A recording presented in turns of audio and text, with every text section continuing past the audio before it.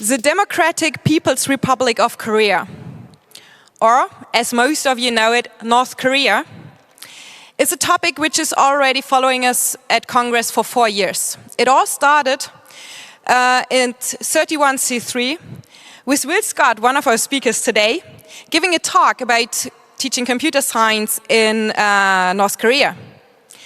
The topic was then gone on by Florian Grunow and Niklas Schuss, who talked about the Red Star OS and also the tablet PC called Woolen.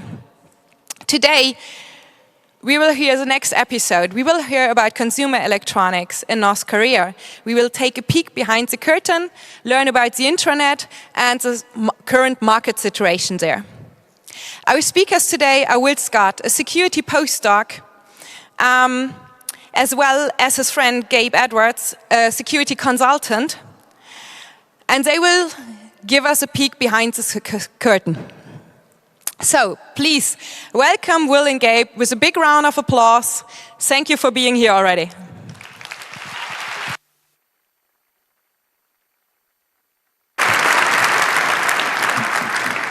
Thank you.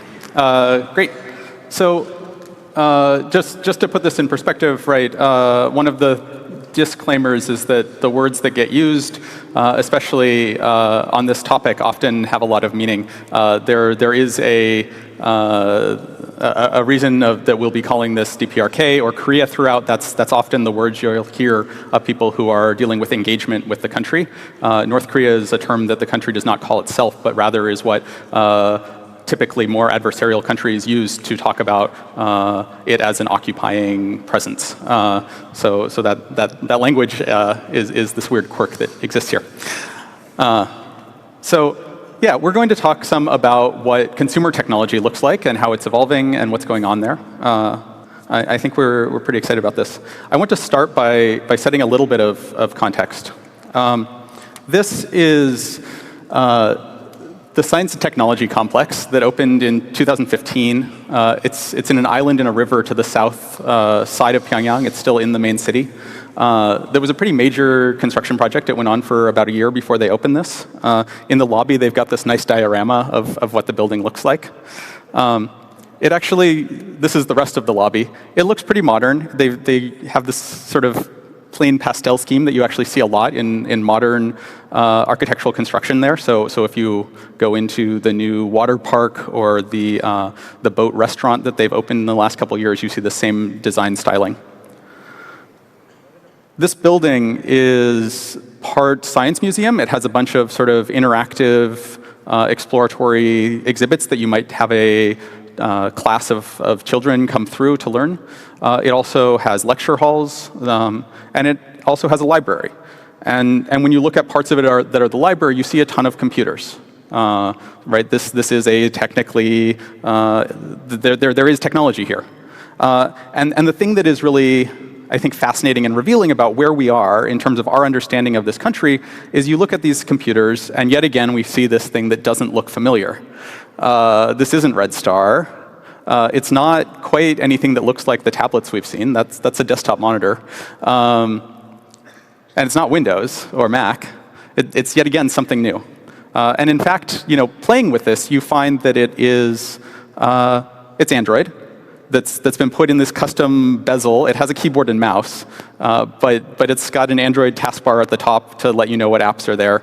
And it's yet another, they have special cased and customized a distribution that works for this purpose. And I think for each one of these that maybe we have seen, there's many more that we haven't. So I want to just get us up to speed on what we do know to start with. We've seen Red Star. This is version 3. It came out 3 years ago that we learned about Red Star version 3, this thing that's sort of Mac-like. There's actually been a couple other versions that have ended up on the internet that we know stuff about. And we have, at some level, a better picture of what the desktop technology looks like. We've seen version 2.5, which looks somewhat Windows-like. There's been a release of the server version that runs some of the web servers from the country. And then 2 years ago, Florian and Niklas's talk, they actually went in and did a bunch of analysis of it. Along with, on the internet, there have been blog posts of other people who've posted CVEs of various bugs that they found in this, figured out how to make it run on the external internet by changing firewall rules, and really just like learning a lot about both the environment that this thing was working in and the properties of it. We have a bit less on the mobile side. So this is what a store in Korea, in Pyongyang, sort of looks like. Those are laptops on the left, tablets and phones on the right for sale. We got a talk last year, again, from Niklas and Florian, about the Ulam tablet. I think that's actually maybe on the second row in this picture. And we got a sense of some of the information controls there in particular, right? So what they talked about was how this thing prevents some types of file copies and transferring, and some of the sort of surveillance things that are built into it. But again, we didn't get too much in terms of hardware to bite our teeth into. Finally, there's this like next layer up, the software ecosystem. This is an app store, again in Korea. You go to a place and they have nice, this is a nice one where they've got pictures so I can see which games it is that are for sale, that they'll then plug this in, a device into a computer and transfer apps onto the device. And so we get all of this, and we have mostly anecdotes that are helping us sort of get small pictures. And I think the real problem, right, is there's all these devices. This is an example of a few. And we really, I think, are quite far behind in having that bar lowered for people to play and understand what these things are. So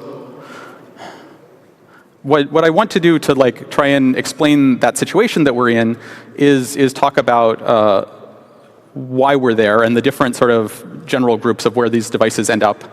I realize that that's talking about motives, and that is often like the way that you get people mad at you if you try and ascribe some motivation to them that they disagree with. So realize that these are broad strokes and not really indicative of everyone, but this gives you some sense of why we've still ended up in this world of not knowing much publicly.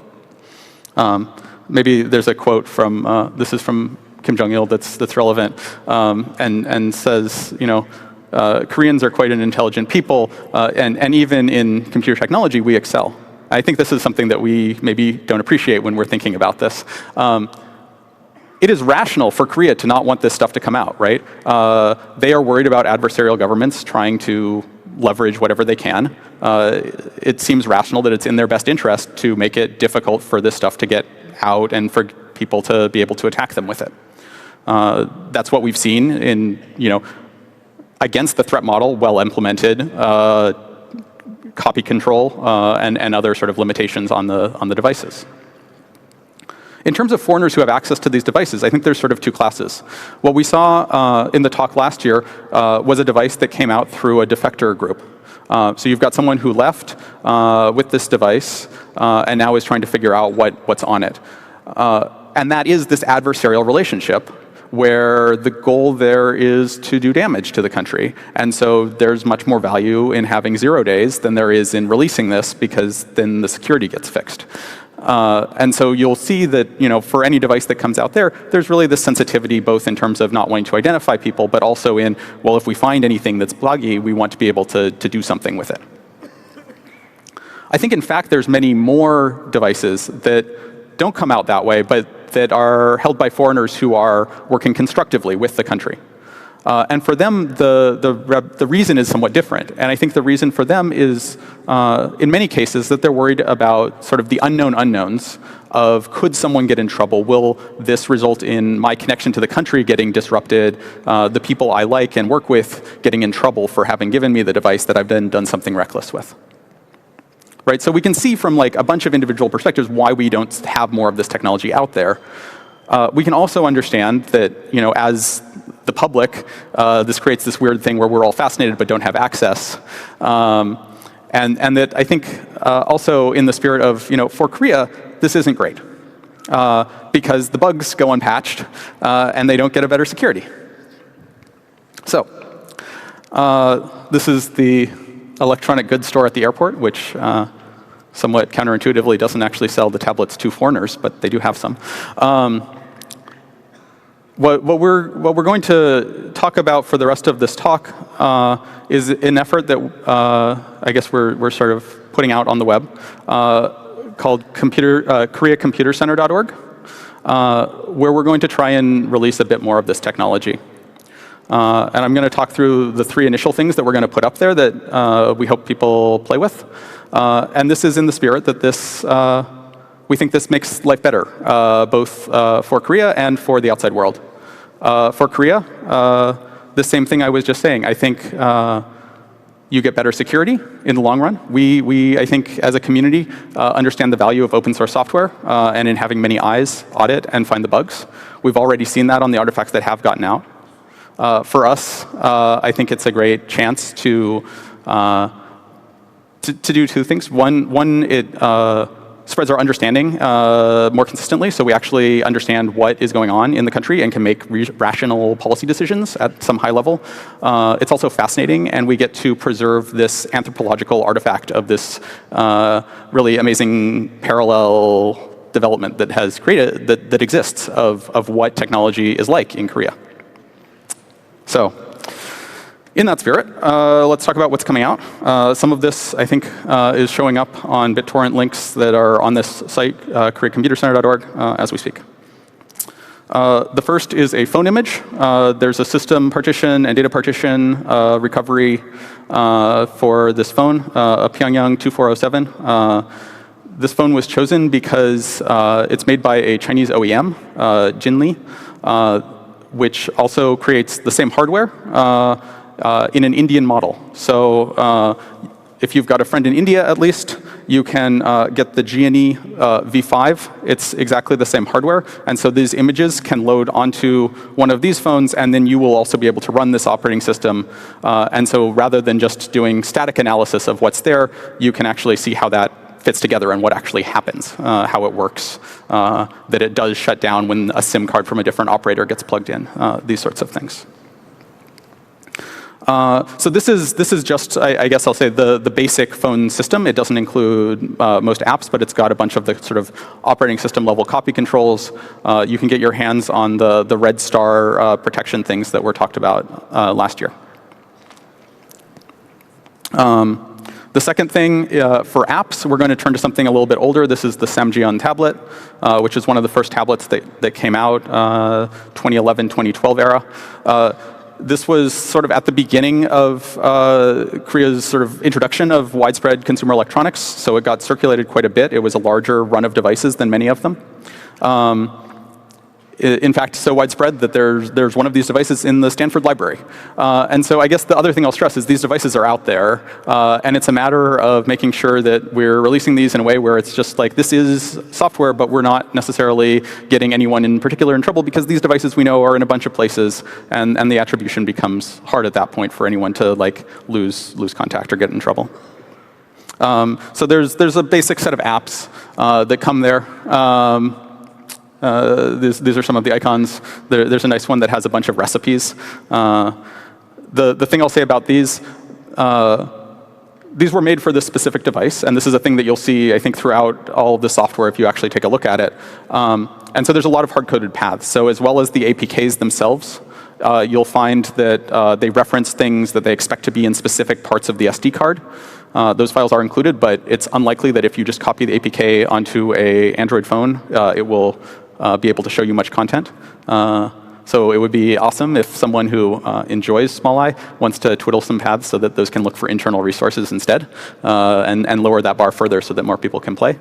I think the other thing that's interesting here is pretty much all of these apps use their own specific binary format that's, like, yet again, this totally new thing where it's like someone just coded some totally one-off thing, and that's weird. And the final thing is we're going to release a bunch of educational materials that seem to sort of end up on these devices. Education is one of the big purposes, right? You're giving these to the children and teenagers who are especially excited about technology, and one of the useful things that they can do is use that for their course material. In getting a set of PDFs that are sort of like usable. We ended up having to do some work. I'm going to turn it over to Gabe to explain sort of the process we went through in getting this last set of the textbooks that are going to come out. Awesome. Thanks, Will. So basically, when I got involved with this, the situation, as far as these textbooks, was that we had quite a few of these files, and there are two things you could tell on the surface. One is that they claim to be PDF files, based on the file name, and some of them have titles in English or Korean that sort of suggest what's inside. But what you see on the screen is not what we saw, because none of these files were plain PDFs. So there's a bit of sort of custom DRM that's been applied to these files, and it's pretty rudimentary, but it's actually done kind of a remarkably decent job of what we think it was designed for, which is that the textbooks that come with or that are added to one device are not supposed to be able to be accessed on a different device. And as well, so if you pull these PDF files out of the device and send them off outside the country, they're not readable. Now, one thing I will say is that we know from some of the previous talks on Red Star that developers in and for the DPRK have implemented actual AES-like encryption. This is not that. It's fairly basic, and we did find some holes in it. So I'll talk a little bit about what we did. So when we look at these files, the first thing we notice is that they don't have a PDF header. The first 8 bytes have this reference, or this potential reference anyway, to what might be a date in little endian format. So this might be either December 1st or January 12th in 1978. If you have any idea what that means, please let us know, because we're kind of curious. The next thing is that when we started to look at the devices, because we also had the applications that read these files, one of them has a hard-coded reference to those first 4 bytes. And so when you look at what that application was, we find that it's this app called udk.android.reader, which if you go to the Google Play Store, it's just a commercially available PDF reader app for Android. But it's not really, because it's been modified to implement the DRM that we're looking at here. So basically, we took the copy of the reader that's available online and one of the copies on one of the devices, and when we compare them, we find that the application calls out to a shared library when it wants to parse a PDF file. That library looks kind of like this. These are the ELF sections in the file, and it's pretty normal. When we look at the copy that's on the DPRK version of the app, there's this one section added that kind of jumps out. Like, it's literally called .modified. So when you look into what's in that section, we see something like this. And this is really not going to be legible, both because of the size of the text and because it's decompiled from ARM. But we have the original decompiled code on the left and the DPRK version on the right. And the two things I just want to highlight are, at the top, the original function that would be filling a buffer to read the file has been replaced by a stub that calls this sort of custom method in the modified section. And the version that's over in the modified section does basically the exact same thing, except that in one case, it will call another function that does some decryption. And there's some other things as well in the modified section. This is just sort of one example. Now, the reason that this is kind of interesting to us is that it really shows us that these modifications were not made by someone who had source code. Like, this is kind of crazy low level, not crazy, but like it's really low level modification of the binary itself. So when we look into those functions and what they do, what we start finding is that the shared library, the modified version of the shared library, has this 512 byte pad, which basically gets used over and over again as part of the decryption process. And one of the things about it is that for different files, you will start using it at a different point. And there's also a 4-byte key that's different for every file, which comes from a combination of a few bytes in the file header itself and a per device key. So that per device key is kind of interesting. So they're taking, well, at the end of the day, you want a 4-byte key, and they're generating it out of a 6-byte MAC address. And the code that they use kind of looks like this. This is us re-implementing it in Go. One of the weird things about it is that some of these devices may not actually have useful MAC addresses. So in some cases, the MAC address it's using is actually just some hard-coded value in a file.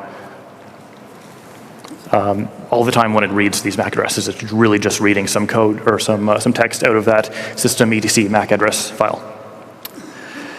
So if you have that key, the process to decrypt is really simple. You take that key, you subtract some of the bytes, the ones marked with Y, and you get your 4 bytes that you will use for decryption. And the point in the pad that I mentioned for this, like the starting offset, is just that same value interpreted as an integer, mod 512, because that's the length of the pad. In all of the examples we looked at, or as far as we could tell, these headers only had keys for like one device. But looking at the decompiled code, it looks like it might be possible to have like one file that could be decrypted by multiple different devices. We just haven't actually seen a file that is like that. So the way that it actually does decryption is byte by byte, and this is a simplified view of what's going on. We're releasing a tool that will do this correctly and has all the details in it, but in a nutshell, what you're doing is you're doing a little bit of math to figure out where you are starting from for all these operations. And then for each byte that you want to decrypt, you take your encrypted byte, you subtract one of the per file bytes, and then you XOR the whole thing with one of the bytes from that 512-byte pad. So the cool thing about this, from my point of view, is that this process is totally reversible. So if you don't know your per file key, but you do know what the plain text should look like, you can run this backwards. And it looks kind of like that. So what if you just get a bunch of these encrypted PDF files and you have no idea what device they came from and you just want to look at them? You can also do it like this. It's really quick to do. You basically brute force all of the potential positions to be starting from, which is really not that many because the pad is not very big. And it's kind of a plain text attack, a known plain text attack. The header of a PDF file always looks like %PDF, and then there's a version number. So you take 4 bytes, you calculate the per file key that you would need to make that decrypt to %PDF. And then you take the same per file key and you see if it would be able to decrypt the next section to a version number and wind up with a valid header. And so we've done this for all of the files that we found, and basically wound up with plain text for all of these. One of the things that we noticed after decrypting these files is that many of them have watermarks at the end. So if we look back to the talks on Red Star OS from the past years, Florian and Niklas did some work on understanding what the watermark is. And if you want full details, look at those talks. But to summarize it, every time that a file passes through a desktop system, or sometimes if the file gets modified, the OS adds basically an encrypted form of the hard drive serial number. Now, when releasing these files, we want to sort of obscure their origins and not get any particular people into trouble, so we remove all those watermarks before releasing these. And that's pretty simple because the way that this works with PDF files is just that there's a known line of text at the end of the file that represents the end of the PDF, and Red Star always puts these watermarks at the end, so we just chop off the end. So once we have this, we have like over 300 files of really different kinds of things, and we've kind of looked at some of them, but we're going to be releasing a torrent with all of them, and we'd really like to see what people come up with, that's in these files that we haven't noticed. We've looked at all of them. I mean, yeah, we've had like a quick look at some of them. I don't speak Korean, you know some. There's probably more to be found in that archive. So quick look at just a couple of examples of things we found. There's many different kinds of books on these devices. Many of them are like computer science books. There's general purpose knowledge, kids textbooks. But because we want to understand the state of technology in the DPRK, the part that's most interesting to us right now is the computer science textbooks. So like two of the examples we have are this Java programming book and this computer science book. They've got some awesome covers and really neat art in some of them.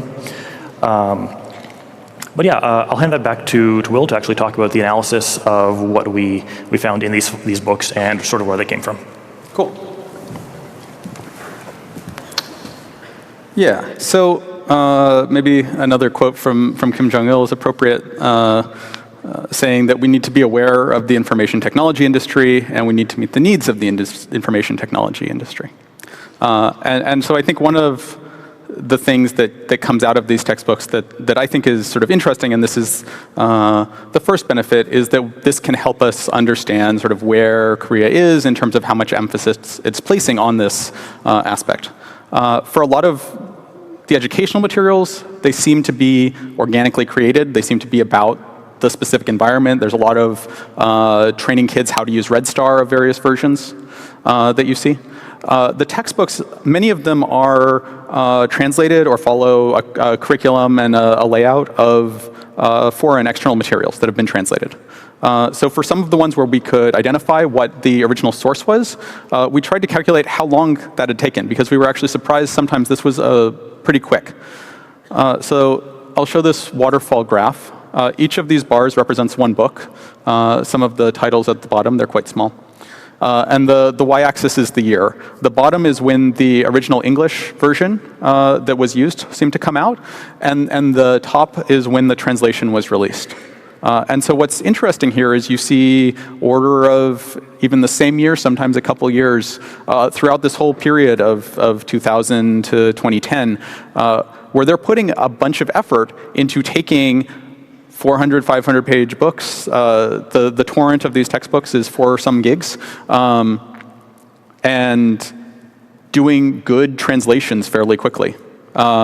These are like solid translations. The code examples have been often changed. There's comments in Korean in there.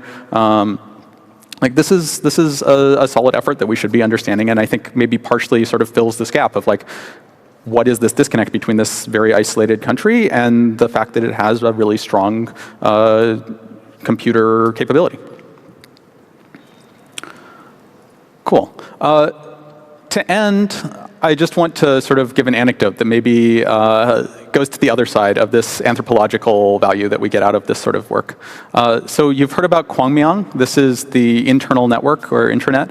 And so from these educational textbooks, you start to get, I think, more insight into sort of how this thing has progressed over time. Here's pictures from 2001. I apologize for quality. This was what was there.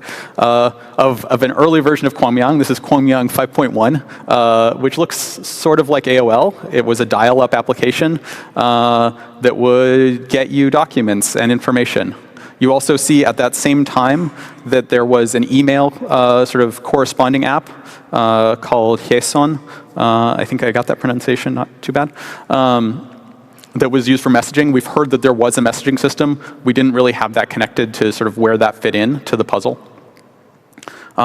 A picture that seems to be that same sort of internal network ended up on the South Korean internet around 2005. It got reused by Anonymous in 2013 when they claimed to attack the Korean government servers, but then sort of that turned out to be false, and that it was this original 2005 post that someone made. That seems to be a similar system. And even in that 2005 post, they had sort of also their web component, that's the same logo in the upper left, as they've moved to sort of a website that we've now seen evolve. It's worth noting here, right, Kwangmyang is a single site. It's a service for generally technical document retrieval. Here's that same site now up to the 2010 era. Looking a little bit nicer, at least at higher quality, in the picture. And so I think what we're starting to do is we're getting these insights through seeing some of these more documents coming out about what this internal ecosystem actually looks like. There are these services that we can start to link over time, understand what sorts of files are available and the specialties of these different groups, and preserve some of this internal network that, you know, in this fairly unstable environment, we're in danger of losing. To bring us up to current time, this is from 2015, a sort of blurry picture from a CorioLink office. CorioLink's the mobile telephony provider. And to call out that they now have a same set of services on a poster advertising mobile service with internal IPs to them. And so we're seeing now that this is being introduced at wider availability and advertised to people on their mobile devices. So we're moving beyond just wired desktop connections, but this is now a thing that more people are going to have access to on personal devices. And so I think, internally we're in this really exciting transitionary phase. I'm happy that more of this ends up in the public. So there's the site, Korea Computer Center. It should already have some links. More will show up very soon. If you are interested, we encourage you to go grab that stuff, try and make the bar lower. If you have DPRK artifacts, info@koreacomputercenter.org. We'd love to talk to you, help make stuff safe, and get more stuff out for public consumption. I think we are about at time. Are you coming to kick us off? So we will take questions across the hall in the tea room. Thank you.